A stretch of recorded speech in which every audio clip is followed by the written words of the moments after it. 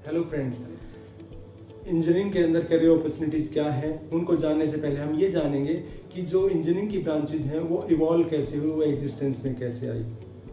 और दूसरी चीज़ हम ये जानने की कोशिश करेंगे कि जो हमारा सिविल इंजीनियरिंग है उसको सिविल इंजीनियरिंग क्यों बोला जाता है, क्योंकि जो दूसरी ब्रांचेज हैं उनका नेम तो उनके अंदर जो काम होता है, जिस तरीके का काम होता है उससे मैच करता है, लेकिन सिविल इंजीनियरिंग के अंदर जो काम होता है, कंस्ट्रक्शन का काम होता है, तो वो मैच नहीं करता।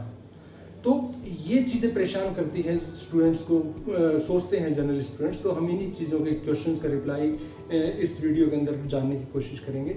देखिए, पुराने टाइम में जब हम बात करते हैं तो इंजीनियरिंग की कोई फॉर्मल एजुकेशन नहीं होती थी। उस टाइम क्या होता था, जो भी टेक्निकल काम होता था, जो टेक्निकल स्किल होती थी, वो एक जनरेशन से दूसरी जनरेशन में ट्रांसफ़र होती थी। जैसे कोई कंस्ट्रक्शन का काम कर रहा है तो नेक्स्ट जनरेशन अपने आप कंस्ट्रक्शन का काम सीख लेगी।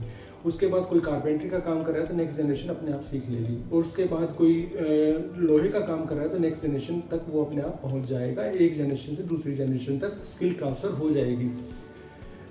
इंजीनियरिंग की फॉर्मल एजुकेशन सिर्फ मिलिट्री में यूज होती थी, जहां उनका हथियारों का काम होता था, तोपखाने का काम होता था, या उनको अपनी जब सेना को आगे ले जाना होता तो वो वहाँ पर ब्रिजेस बनाते थे, पुल बनाते थे, तो वहाँ फॉर्मल एजुकेशन होती थी इंजीनियरिंग की, और उस इंजीनियरिंग को मिलिट्री इंजीनियरिंग बोलते थे। धीरे धीरे चीज़ों ने विस्तार लिया, और जैसे जैसे चीज़ों का विस्तार हुआ तो हम सिविलियंस के लिए भी इंजीनियरिंग की रिक्वायरमेंट महसूस हुई। इंजीनियरिंग की फॉर्मल एजुकेशन की रिक्वायरमेंट महसूस हुई, मुझे ऐसे बोलना चाहिए।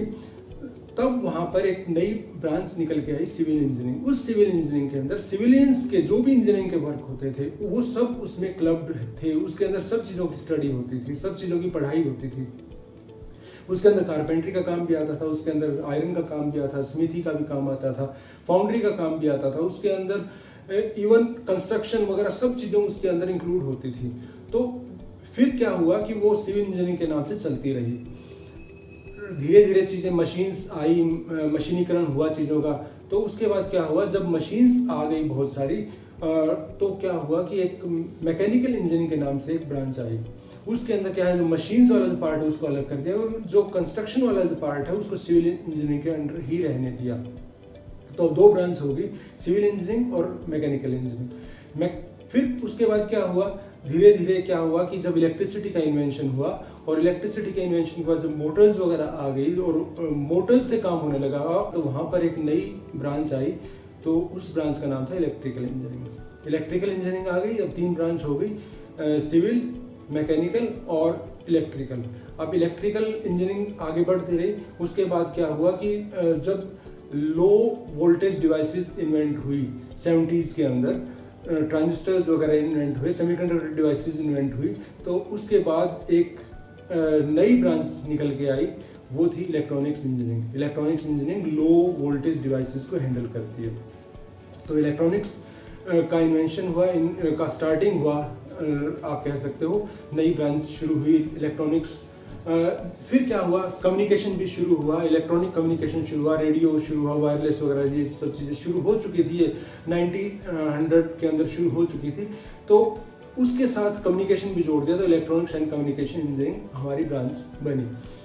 फिर क्या हुआ कि कंप्यूटर का इन्वेंशन हुआ, कंप्यूटर की जो कोडिंग वगैरह स्टार्ट हो गई, तो एक नई ब्रांच उस चीज़ को लेके आई, कंप्यूटर इंजीनियरिंग। कंप्यूटर के अंदर जो कोडिंग का जो कंसेप्ट है वो सारा कंप्यूटर इंजीनियरिंग के अंदर आता है, उसको अलग कर दिया गया। फिर क्या हुआ, इंटरनेट की बात आई। जब इंटरनेट शुरू हो गया तो इंफॉर्मेशन टेक्नोलॉजी एक नई ब्रांच आई। इंफॉर्मेशंस का कैसे आदान प्रदान होता है, कैसे उसको एक जगह से दूसरी जगह ट्रांसफ़र किया जाए, वो हम क्या स्टडी करते हैं, किसके अंदर स्टडी करते हैं, वो हम इंफॉर्मेशन टेक्नोलॉजी ब्रांच के अंदर स्टडी करते हैं।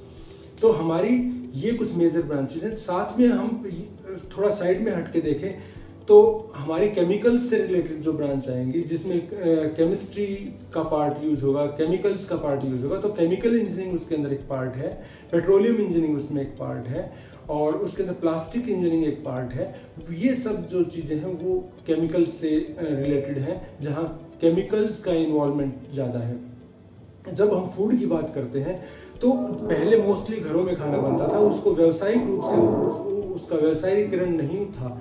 तो तो जैसे जैसे चीज़ें मार्केट में खाने की चीज़ें बनने लगी और उनकी पैकेजिंग वगैरह होने लगी, उनको लंबे टाइम तक स्टोर किया जाने लगा, तो उससे फिर फूड टेक्नोलॉजी ब्रांच आई कि कैसे उनका भंडारण किया जाए, कैसे उसको खाने के सामान को लंबे टाइम तक रखा जाए, कैसे क्या उसकी न्यूट्रिएंट वैल्यू, ये सब चीज़ें फूड टेक्नोलॉजी के अंदर आती हैं।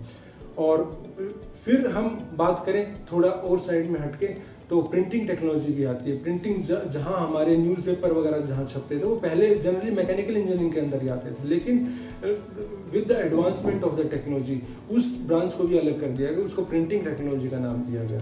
और उसके बाद फिर एक ब्रांच और आई पैकेजिंग टेक्नोलॉजी। पैकेजिंग के अंदर क्या है कि जो भी हमारी जितनी भी पैकेजिंग का जो काम होता है, जो एक जगह से दूसरी जगह आपको सामान लेके जाना है, ट्रांसपोर्टेशन शुरू हुआ जब चीज़ों का, तो वहाँ ये बात आई कि वियर एंड टियर कम से कम टूट फूट हो, तो उस क्या तरीके अपनाए जाए, क्या इंजीनियरिंग स्किल लगाई जाए उसके अंदर, तो वहाँ से पैकेजिंग टेक्नोलॉजी ब्रांच आई।